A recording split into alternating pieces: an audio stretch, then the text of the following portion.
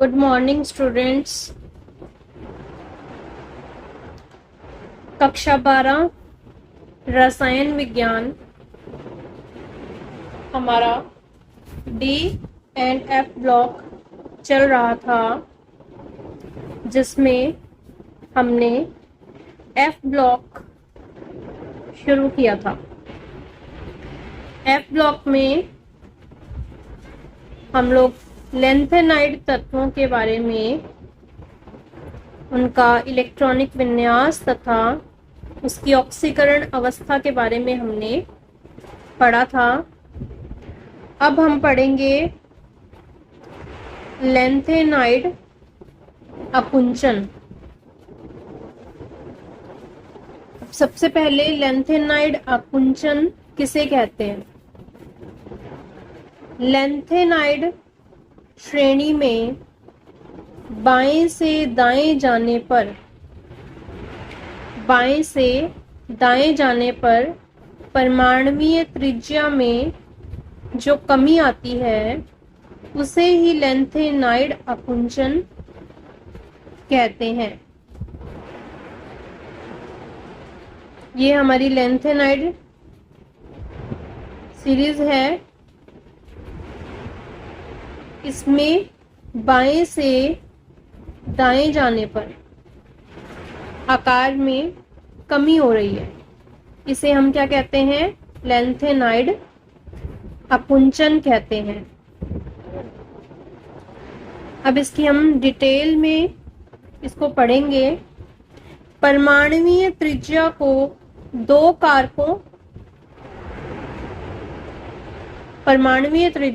कारकों से प्रभावित होती है। मतलब जो यहाँ पर परमाणुीय त्रिज्या घट रही है उसके दो कारण हैं। पहला है प्रभावी नाभिकीय आवेश और दूसरा है परिरक्षण प्रभाव। सबसे पहले हम पढ़ेंगे कि प्रभावी नाभिकीय आवेश क्या होता है। लैंथेनाइड श्रेणी में बाएं से दाएं जाने पर नाभिक में प्रोटॉनों की संख्या बढ़ती है। बाएं से दाएं जा रहे हैं, परमाणु आकार बढ़ रहा है तो प्रोटॉनों की संख्या भी अपने आप बढ़ रही है। और प्रोटॉनों की संख्या बढ़ रही है तो उसके ऊपर नाभिकीय आवेश भी बढ़ रहा है, मतलब उसका प्रभावी नाभिकीय आवेश भी बढ़ रहा है। और ये जो प्रभावी नाभिकीय आवेश होता है, इस नाभिक के अंदर प्रोटॉनों की संख्या बढ़ रही है, जिसकी वजह से इसका प्रभावी नाभिकीय आवेश बढ़ रहा है। इसके बाहर जो इलेक्ट्रॉन्स हैं इसको ये आकर्षित आसानी से कर लेगा। प्रभावी नाभिकीय आवेश बढ़ेगा तो बाहर के जो इलेक्ट्रॉन्स हैं उसको ये अपनी ओर आकर्षित कर लेगा, जिससे आकार उसका क्या हो जाएगा? घट जाएगा। मतलब जो प्रभावी नाभिकीय आवेश है उसका काम क्या है? आकार को घटाना। दूसरा बिंदु है हमारा परिरक्षण प्रभाव। लैंथेनाइड श्रेणी में इलेक्ट्रॉन जो हैं वो 2n-2f कोश में जा रहे हैं। लैंथेनाइड श्रेणी में इलेक्ट्रॉन n-2f उपकोश में भरे जा रहे हैं। मतलब आंतरिक उपकोश के इलेक्ट्रॉन बाहरी इलेक्ट्रॉनों को प्रतिकर्षित कर रहे हैं और आकार को बढ़ा रहे हैं। मतलब हमारा ये परमाणु है जिसमें बीच में प्रोटॉन पड़े हैं। ये हमारा F और ये है हमारा D। तो इलेक्ट्रॉन D में ना जाकर के F में जा रहा है, मतलब अंदर वाले कोश में जा रहा है, n-2 में जा रहा है। तो जो बाहर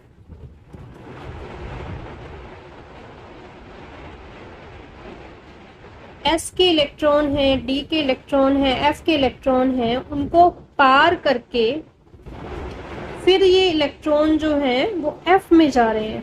तो जो बाहर के इलेक्ट्रॉन्स हैं उनसे इसकी दूरी जो है, नाभिक की दूरी जो है वो बढ़ रही है। किस कारण से? F में इलेक्ट्रॉन आने के कारण, जिसकी वजह से क्या हो रहा है, F के इलेक्ट्रॉन्स D को और S को बाहर की ओर धक्का देंगे, जिसकी वजह से इसका आकार बढ़ जाएगा। तो यहाँ पर जो परिरक्षण प्रभाव है उसका काम क्या है, आकार को बढ़ाने का काम है।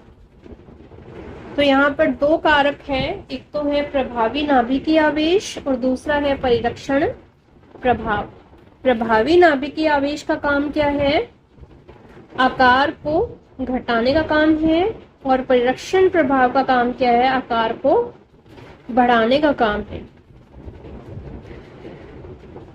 अब F ब्लॉक में क्या होता है, परंतु F उपकोष के बड़े आकार के कारण, F उपकोष का आकार बहुत बड़ा है, क्यों? क्योंकि उसमें 14 इलेक्ट्रॉन्स आ सकते हैं, तो इसका आकार जो है S, P और D इन तीनों से बड़ा है।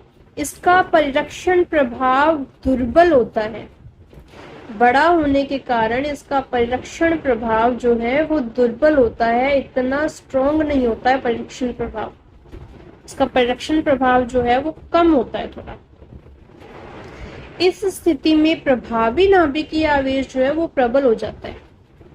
इसके जो दो कारक हैं, प्रभावी नाभिकीय आवेश और परिरक्षण प्रभाव, परिरक्षण प्रभाव जो है वो इतना ज्यादा स्ट्रॉन्ग नहीं होता है, प्रभावी नाभिकीय आवेश जो है वो ज्यादा स्ट्रॉन्ग होता है, जिसके कारण क्या होता है, और प्रभावी नाभिकीय आवेश का काम क्या है, आकार में कमी करना। और ओवरऑल हम बात करें इन दोनों कारकों के कारण, प्रभावी नाभिकीय आवेश प्रबल होने के कारण ओवरऑल इसका आकार जो है वो घट जाता है। तो उम्मीद है लेंथेनाइड आकुंचन समझ में आ गया होगा। और ये जो लेंथेनाइड आकुंचन है मोस्ट इम्पोर्टेंट है, पेपर में इससे रिलेटेड एक प्रश्न जरूर आता है। उसके बाद है परिरक्षण प्रभाव को आवरण प्रभाव भी कहते हैं। परिरक्षण प्रभाव को आवरण प्रभाव भी कहते हैं, मतलब अगर पेपर में आवरण प्रभाव शब्द आ जाता है तो वहां पर कंफ्यूज नहीं होना है, वो परिरक्षण प्रभाव ही है। लेंथेनाइड आकुंचन का महत्व, मतलब लेंथेनाइड जो आकुंचन हो रहा है, आकार में इसमें जो कमी आ रही है वो कहाँ कहाँ पर काम आ रहा है। पहला पॉइंट है इसमें कि लेंथेनाइड आकुंचन के कारण ही द्वितीय संक्रमण श्रेणी, मतलब 4D श्रेणी, 4D श्रेणी मतलब ये वाली, इट्रियम, जर्कोनियम, नियोबियम, इस लाइन की ये बात कर रहा है। 4D श्रेणी तथा तृतीय संक्रमण श्रेणी मतलब 5D श्रेणी, मतलब ये वाली जो सीरीज है, हाफेनियम, टेंटेलम, टंगस्टन, रुहीनियम, ऑक्सीनियम, इसकी ये बात कर रहे हैं, इन दोनों की ये बात कर रहे हैं।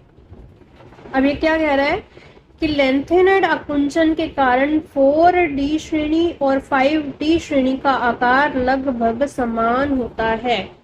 अब बच्चे इसमें कंफ्यूज क्यों होते हैं, क्योंकि प्रश्न आता है कि 4D श्रेणी और 5D श्रेणी का आकार लगभग समान होता है, कारण स्पष्ट कीजिए। और बच्चे इसका आंसर डी ब्लॉक में से ढूंढते रहते हैं, लेकिन इसका आंसर जो है वो एफ ब्लॉक में से है कि लेंथेनाइड आकुंचन के कारण 4D श्रेणी और 5D श्रेणी का आकार समान होता है, क्योंकि 5D श्रेणी के 5D उपकोष में इलेक्ट्रॉन भरने से पहले 14 इलेक्ट्रॉन जो हैं वो 4F उपकोष में भरे जाते हैं।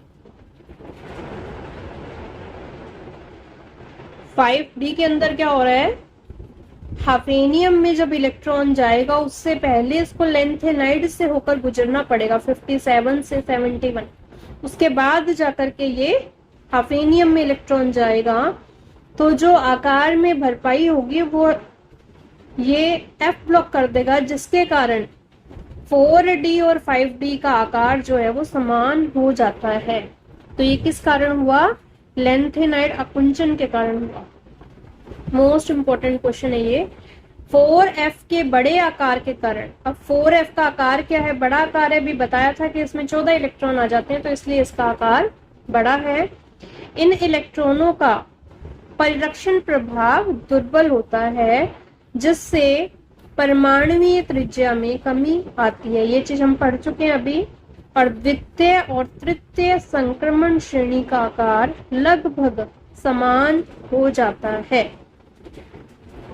उदाहरण है इसमें, जर्कोनियम की परमाणुीय त्रिज्या 160 है और हाफेनियम की परमाणुीय त्रिज्या 159 है, जो लगभग समान है। तो प्रश्न आ सकता है कि जर्कोनियम की परमाणुीय त्रिज्या 160 है और हाफेनियम की परमाणुिक त्रिज्या 159 है, या फिर जर्कोनियम और हाफेनियम की परमाणुिक त्रिज्या समान है, उसका कारण स्पष्ट करो। तो ये दोनों ही तत्व डी ब्लॉक के हैं, तो इसका उत्तर जो है वो डी ब्लॉक में से नहीं ढूंढना है तुम्हें। इसका उत्तर एफ ब्लॉक में से आएगा, लेंथेनाइड आकुंचन। उसके बाद है लेंथेनाइड आकुंचन का सिर्फ एक ही महत्व था। उसके बाद है लेंथेनाइडों के सामान्य गुण। अब जो लेंथेनाइड के सामान्य गुण हैं वो मैं अगली वीडियो में बताऊंगी। एक बार इतना ही तुम लोग याद करो, लेकिन जितना मैंने अभी तक करवा दिया है उससे संबंधित कुछ प्रश्न हम देख लेते हैं। अब सबसे पहला प्रश्न है इसमें, दुर्लभ मृदा तत्वों का सामान्य इलेक्ट्रॉनिक विन्यास लिखो। ये मैंने करवा दिया था। N-2 F 1 से 14, N-1 D 0 से 1, NS2।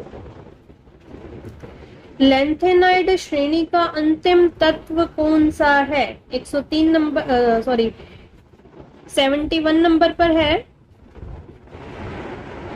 71 नंबर पर है ल्यूटीशियम। लेंथेनाइड श्रेणी का अंतिम तत्व कौन सा है? ल्यूटीशियम। अगला प्रश्न है जो मैंने अभी करवाया नहीं है, इसको बाद में देखेंगे। चौथा प्रश्न है, कारण सहित समझाइए कि द्वितीय संक्रमण श्रेणी मतलब 4D के तत्वों की परमाणुीय त्रिज्याएं तृतीय संक्रमण श्रेणी के तत्वों के लगभग समान होती है। तो इसका उत्तर आ जाएगा लेंथेनाइड आकुंचन। पांचवा प्रश्न करवा दिया है, कारण सहित समझाइए कि प्रारंभिक एक्टिनाइड की, अभी ये पांचवा हुआ नहीं है, पांचवा अभी बाद में करेंगे। छठा हो गया है लेंथेनाइड आकुंचन को समझाइए। नौवां हो गया है लेंथेनाइड श्रेणी में परमाणु क्रमांक बढ़ने से आयनिक त्रिज्या घटती है, कारण दीजिए। उसके बाद 11वां हो गया है जर्कोनियम और हाफेनियम के गुणधर्मों में समानता होती है, कारण स्पष्ट करो। इसका आंसर वही हो जाएगा लेंथेनाइड आकुंचन। EU+2 यूरोपियम +2 एक अच्छा अपचाई एजेंट है, कारण लिखिए। ये हो चुका है आंसर, इसका करवा चुकी हूं मैं।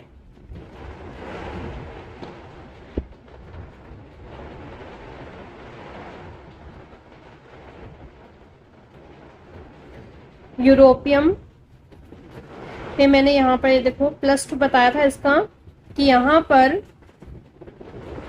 4F के अंदर 7 इलेक्ट्रॉन आ रहे हैं जो कि अर्धपूर्ण है, तो ये 4F में से एक भी इलेक्ट्रॉन नहीं निकाल पाएगा, सिर्फ 6S के 2 इलेक्ट्रॉन निकल पाएंगे, जिसकी वजह से ये +2 ऑक्सीकरण अवस्था दर्शाता है। और ये अपचायक क्यों है?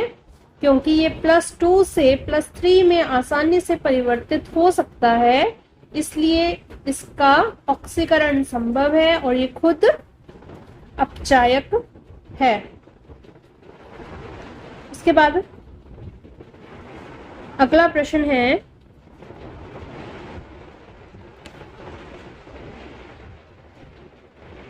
जर्कोनियम और हाफेनियम, ये फिर से क्वेश्चन आ रहा है, देखो कितना ज्यादा इंपॉर्टेंट है, ये हर पेपर में बार बार प्रश्न पूछा गया है। जर्कोनियम और हाफेनियम लगभग समान परमाणु त्रिज्याओं के हैं, कारण स्पष्ट करो। उसके बाद 16वां क्वेश्चन जो अभी अभी करके हटे हैं हम, यूरोपियम वाला, सेम वही क्वेश्चन है। लैंथेनाइड वर्ग के उस तत्व का नाम लिखो जो +2 ऑक्सीडेशन अवस्था दिखाने के लिए प्रसिद्ध है। कौन सा था ये? यूरोपियम। उसके बाद है लैंथेनाइड तत्वों में बाएं से दाएं जाने पर परमाणुीय त्रिज्याएं घटती हैं, क्यों?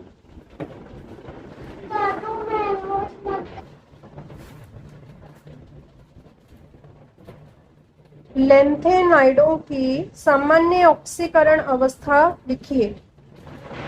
ये बता चुकी थी मैं, +3। उसके बाद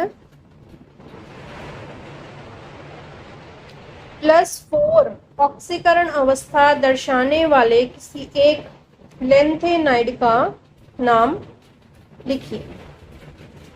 ठीक है, और पीतल में उपस्थित धातु तत्वों के नाम लिखिए। ये डी ब्लॉक का क्वेश्चन है। तो आज के लिए इतना ही। अगले वीडियो में हम फिर से मिलेंगे। Thank you.